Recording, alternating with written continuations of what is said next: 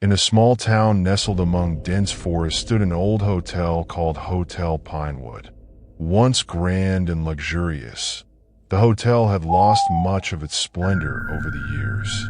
But one thing remained: Room 13, a room infamous among locals for being cursed.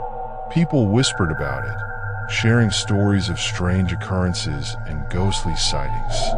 One evening, a writer named Clara, known for her spine-chilling horror novels, decided to stay at Hotel Pinewood. Clara was always on the lookout for authentic experiences to inspire her writing. Despite the hotel staff's nervous warnings, Clara insisted on staying in room 13. She was determined to uncover whether the stories about the room were true. As Clara entered room 13, she immediately felt something was off. The air was unnaturally cold, even though the heater was working fine. The room had a heavy, oppressive atmosphere that made Clara uneasy. She set up her writing space, hoping to ignore the unsettling feeling. That night, Clara experienced something she would never forget. Strange noises began emanating from the walls, whispers she couldn't quite understand. By midnight, the whispers turned into terrifying screams. Clara's heart raced as the room's lights flickered.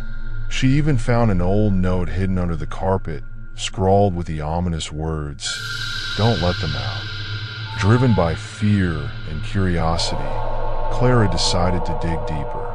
She visited the local library and met an elderly librarian named Mr. Thompson.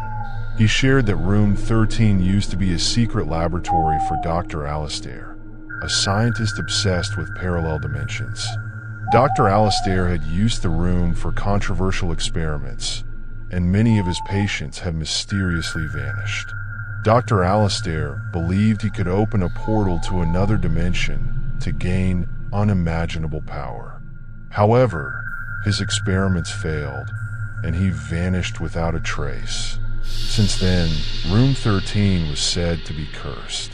Clara felt a growing determination to learn more. As nights passed, Clara began having disturbing nightmares. In her dreams, she saw trapped figures in a dark void, screaming for help. The nightmares left her feeling increasingly distressed. Realizing she needed help, Clara reached out to a paranormal expert named Lila, known for her ability to communicate with spirits. Lila agreed to assist Clara, and they went together to room 13. Lila brought spiritual tools and conducted an investigation. She discovered an unstable portal in the room connecting the real world to another dimension, causing the strange disturbances and dark energy around the hotel. With Lila's help, Clara decided to perform a ritual to close the portal. The ritual involved ancient chants and spiritual symbols that had to be correctly arranged throughout the room. As they began, the atmosphere grew even more tense. Clara and Lila felt a powerful and menacing presence. The portal opened, and a tremendous dark force began seeping into the real world.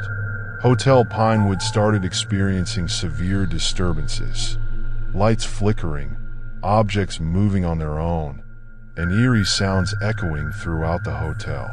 Guests panicked and tried to escape. Clara and Lila faced the entities, which were the trapped souls from Dr. Alastair's experiments, seeking revenge and attempting to take over the real world. Clara felt overwhelmed, but she knew the only way to close the portal was to destroy the core of the dark power. They located the core in the hotel's basement, where Dr. Alastair had conducted his experiments. In the basement, they found an altar that was the center of the dark energy. Clara and Lila performed the final ritual to destroy the core. The battle against the entities was intense, and Clara felt nearly hopeless. But with determination and bravery, they succeeded in destroying the dark core and closing the portal. The dark energy dissipated, and the hotel's atmosphere returned to calm. Clara and Lila were exhausted, but relieved that they had completed their mission. Hotel Pinewood was eventually closed, and room 13 was left untouched, just as it had been before Clara's visit. Locals believed that while the portal was closed, its impact lingered.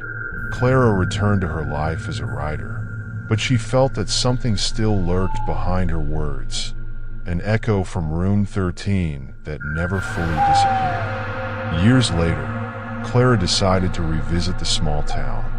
She felt there was still something unresolved and wanted to close the final chapter of her experience at Hotel Pinewood. The hotel had been sold to a new owner, and Clara asked for permission to visit. She found that while other rooms had been renovated, room 13 remained closed and preserved. Standing in front of room 13, Clara felt a sense of closure.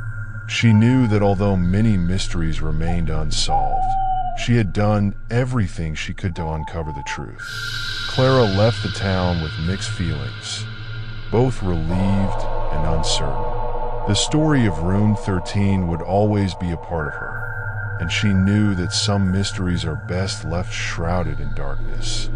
Part 2. The Clown's Pact. After Dika's disappearance, the town was engulfed in fear. Each full moon, the townspeople would live in terror, hearing the haunting laughter of the clown. It came without warning, sometimes distant, sometimes unnervingly close, as though the clown was whispering right in their ears. People stopped going out at night, sealed their windows tightly, and prayed that the sound wouldn't come to their homes.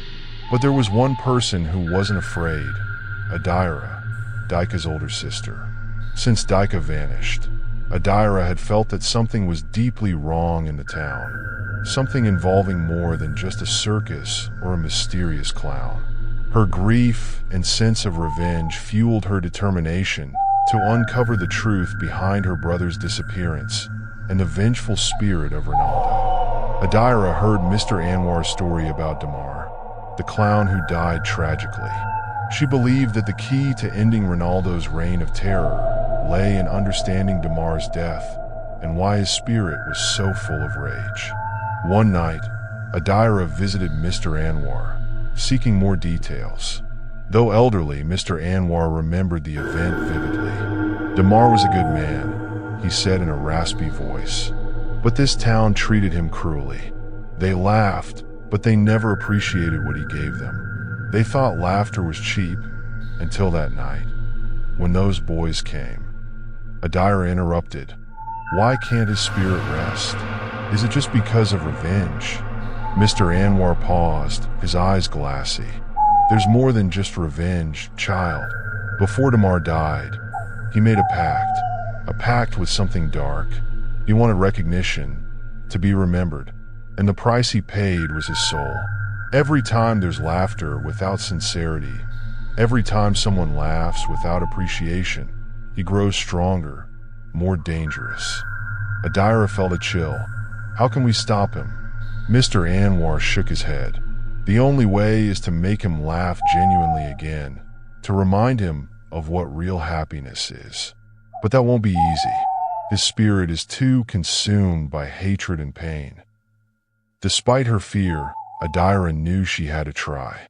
She decided to return to the abandoned circus building, where Dika had last been seen. Armed with a little courage and a plan, Adira ventured out on the next full moon. When she entered the building, the air felt cold and heavy, as if every corner was filled with an unseen presence. In the center of the stage stood the large mirror, and in its reflection, the figure of Ronaldo appeared slowly, like someone waking from a long sleep. Adira stood firm in front of him. Ronaldo, or should I say Damar, I'm here to talk. The clown's reflection grinned wickedly, and that terrifying laughter echoed through the room once again. Talk. The clown's voice was raspy and intimidating. What could you possibly say? You're just like the rest, trying to run from the laughter you can never escape. But Adira held her ground. She knew the clown wanted more than just a victim. He wanted attention, recognition. I know who you are, Damar, and I know what happened to you. You weren't just a clown. You were someone who once brought people happiness. Ronaldo's laughter stopped. His hollow eyes in the mirror grew sharper, more focused. "Happiness," he murmured. "Happiness is an illusion. They laughed at me, but they never appreciated what I gave them." Adira shook her head. "That's not why people came to your circus. They came because you brought joy. And now, you have a choice. You can continue being a shadow of hatred, or you can let yourself remember what made you truly happy, making people laugh not out of fear, but because they valued your art." Ronaldo hesitated. His face in the mirror flickered, his grotesque smile slowly fading. There was a longing in his eyes, as if he was recalling a time when laughter was pure and beautiful. Suddenly, a more sinister laugh echoed from behind the mirror's reflection. "Too late." The voice boomed louder and more vicious.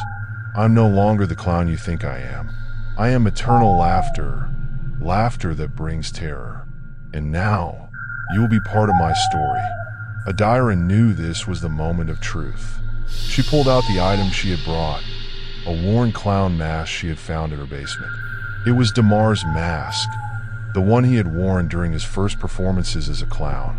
"This belongs to you," Adira said, holding the mask out. "Remember who you really are. Not Ronaldo, but Damar, the clown who was once loved." Ronaldo gazed at the mask with an indescribable expression. Slowly, his hand reached out from the mirror, trying to grasp the mask. As his fingers touched the mask, a change occurred. His once frightening face began to soften.